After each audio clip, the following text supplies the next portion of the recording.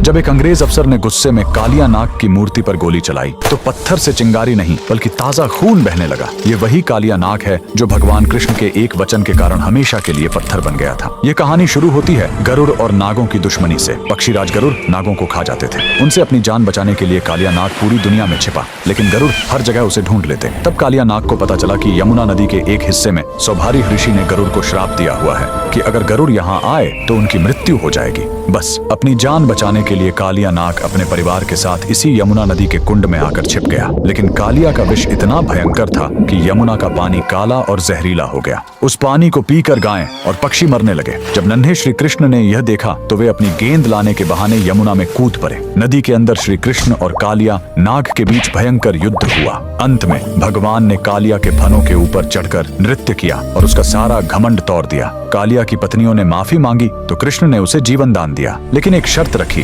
तुम्हें अभी इसी वक्त यमुना छोड़कर वापस समुद्र में जाना होगा। जाते समय भगवान ने उसे एक चेतावनी दी, जाते समय पीछे मुड़कर मत देखना, वरना जहाँ देखोगे वहीं पत्थर के हो जाओगे। कालिया नाग अपने परिवार के साथ निकल पड़ा, लेकिन जैसे ही वह ब्रज की सीमा पर स्थित जैत गांव के पास पहुंचा, उसके मन में एक बार फिर वृंदावन को देखने का मोह जाग उठा। उसने सोचा एक आखिरी बार देख लूं, और जैसे ही उसने पीछे मुड़कर देखा, श्री कृष्ण के वचन अनुसार वह तुरंत वहीं पत्थर की मूर्ति में बदल गया। कहा जाता है कि उसकी पूंछ आज भी जैत गांव के जमीन के नीचे से लेकर वृंदावन तक फैली हुई है। सदियों बाद जब भारत में अंग्रेजों का राज्य आया तो उन्हें इस कहानी पर विश्वास नहीं हुआ। सच्चाई जानने के लिए एक अंग्रेज अफसर ने मूर्ति के आसपास खुदाई शुरू करवाई, लेकिन खुदाई का कोई अंत ही नहीं मिल रहा था। झल्लाहट और गुस्से में आकर उस अफसर ने अपनी बंदूक निकाली और कालिया नाग की पत्थर की मूर्ति पर गोली चला दी। तभी पत्थर के उस घाव से खून की धारा फूट पड़ी। ये चमत्कार देखकर अंग्रेजों की रूह कांप गई और वे वहां से दुम दबाकर भाग खड़े हुए। आज भी जैत गांव में वह मूर्ति मौजूद है। कमेंट्स में जय श्री कृष्णा जरूर लिखें।